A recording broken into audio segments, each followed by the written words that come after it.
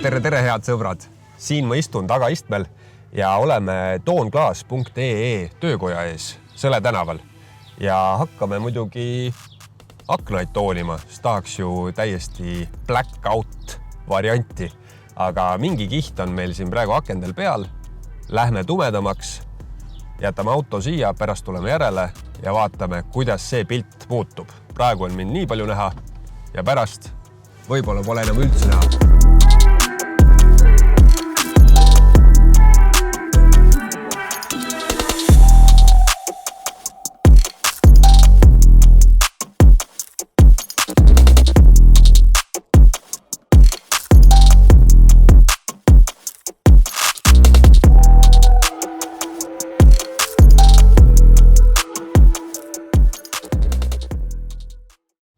Avastasime autol ühe väga imeliku naaksu.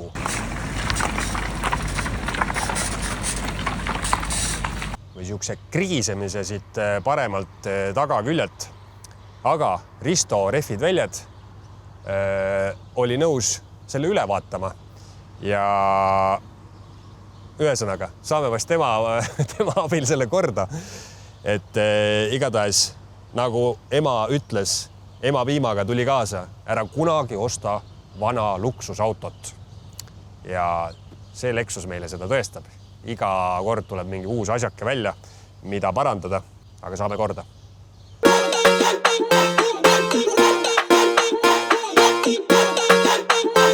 Ilusti toonring on peal, sees on pime, peeglist on ennast näha, aga nüüd siis testime. Vaatame, kui hästi meil näha on uue toonklaasiga. Jälgime mängu. No, tšau!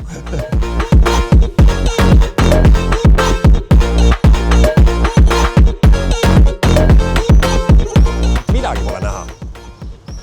Aitäh, toonglaas.ee. Ja vahe on suur. Ikkagi kontrast on. Igatahes auto on ägedam. Kuulame korra tagant häält, mida ise ei olegi kuulnud. Meile assistent paneb auto tööle ja kuuleme. Ops, no midagi nagu on ju. Aga see Lexus on tehtud ilmselgelt selleks, et see oleks võimalikult vaikne. Tahaks seda V8 häält natuke rohkem välja saada. Pärast ei viitsi muidugi ka ülevaatusel hakata seal midagi seletama või mingisugust nurgatagust kohta otsima. Kuigi ma sõidan selle autoga igapäevaselt, ei taha ka mingisugust tohutut plärinat, on ju. Aga fun oleks ju, kui midagi oleks. Nii et see on mõte. Lexus LS-i mehed, kellel on see auto olnud, siis andke mulle teada, milles on probleem. Ühesõnaga, ma avastasin siit täiesti haige lisa. See auto, 2007. aasta auto, on võimeline ennast ise parkima. Nii, vaatame siia. Tagurpidi käik sisse. Saad valida külgboksi ja saad valida koha, kuhu ta siis ennast pargib. Ja seda kohta saab isegi siin niimoodi liigutada nende noolekestega. Aga mul on jalg piduri peal, siit peaks panema OK. Ja nüüd ma peaks laskma pidurit lahti. The assist has been cancelled. Aga ta näitab mulle, et ma ei ole flat lamedal pinnal. Maakera peaks ju lame olema, nagu nad räägivad, et mis värk on. Ühesõnaga, millegi pärast mul ei tööta see lisa. Aga muidu oleks jube kihvt näidata, et kuidas ta ise siin rooli keerab ja pargib. Aga äkki teie teate, milles asi on? Ühesõnaga, jälle avastasin mingi täiesti ulmelise asja, mida see peaaegu 20 aastat vana auto on võimeline tegema. Aga mingi jama mul sellega on. Ühesõnaga, kui teie teate, siis andke mulle ka teada. Ja nüüd muidugi uuesti tanklasse.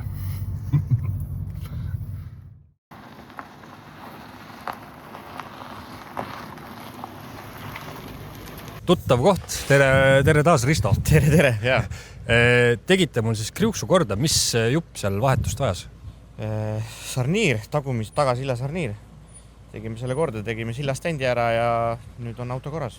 Nüüd on olemas. No igatahes nüüd muretud kilomeetrid ja aitäh teile. Aitäh sulle. Ja, super. Tibu, ära näita, mis mul siin peos on. Üks hunnik metalli. see tähendab autopesu. Nii et paneme mündid sisse, hakkame pesema ja siis testime ühte huvitavat toodet, mis mulle saadeti.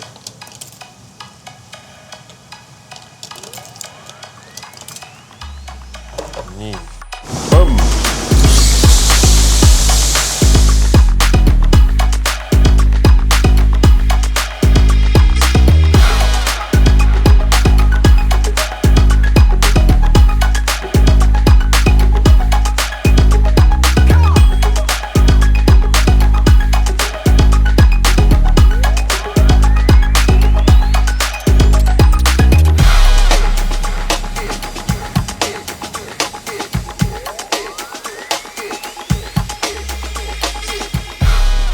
Selline pesulapp või kuivatuslapp tähendab nagu Flash.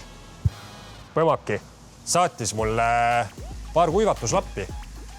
Nii et esimest korda elus on minul üldse tume auto ja veetriibud. Täiesti uus ja enneolematu asi minu jaoks. Praegu küll päikest väljas ei ole, aga veetriibud jäävad ikka. Nii et vaatame, mis see lapp teeb. Viskame lapi peale, nad on tõesti päris rasked. Ja oppagi. Käib töö ja vile koos. Lapiga kuivatamine on minu jaoks uus tehnika. See on vist mingi autopedede teema. Et ühtegi veepiiska ei jääks. Kuule, aga see tõmbab ju jumala puhtaks tõmbab. Mikrofiiber suur lapp. Ja Flash saatis mulle isegi 2 tükki neid, sest auto on nii suur. Nii. Proovime katuse pealt. Ops. Kuule, aga tõesti juba hästi tõmbab. Ja täitsa kuivaks tõmbab katuse luuk. Nii. Oppagi. Ja kui lapp saab märjaks, opsti. Väänad välja. Väga märg ei olegi veel. Aga vaadates seda tulemust, siis ma täitsa soovitan neid lappe. Et päris mõnusalt tõmbab siin. Tõmbab ilusti nagu kuivaks. Ja siis saate vältida selliseid asju nagu õudselt esteetiliselt koledad veetriibud teie tumedal Lexusel. Nii et aitäh Flashile. See on väga nostalgiline Selveri parkla, sest just siin ma selle Lexuse ostsin. Sain eelneva omanikuga kokku ja siin toimus üleandmine. Aga üks asi, mis ma avastasin, mis on vist enne tuunitud siin, mida ma ei olnud varem näinud, on need suunatuled. Tundub, et need on ära toonitud ja ma panen ta kohe tööle, siis te näete, kuidas ta käib. Ops, jookseb nagu triip. Et see on ilmselt mingi aftermarket asi, jah? Mida varem ei teadnudki. Võt. Hakkame siis sedapuhku naabreid terroriseerima. Ühesõnaga, mõte oli selline, et kuulasime auto sumpsist tulevat heli ja jäi natuke nõrgaks. Et võiks seda V8 rohkem kuulda. Ja teeme mõtte täna teoks. Hommikul tulin siia ES Racingusse ja tõin auto siia ära.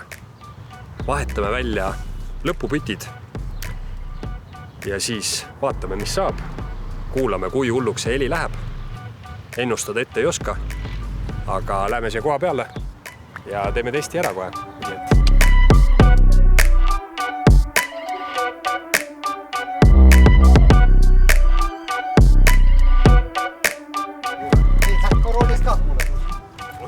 Ei, no ta ei ole nii. Ta on hästi märe. Nii, test tuleb nüüd. Jaa. Hoopis teine on ju. Ja ta ei ole väga lärmakas. Ta on suuke madal ja ma arvan, see, mis pea poole. Ja. Ma reaalselt ei näe pointi võib-olla ikka rohkem midagi selle ema. Ei ole muidugi. Ei, no sõida natukene võib-olla harjab ära ja siis sa nagu ütled, et davai, nüüd võtame veel 2 pütid maha. No siis, nüüd on lihtne. No läigivad, jah. Ma juba tahtsin jätta.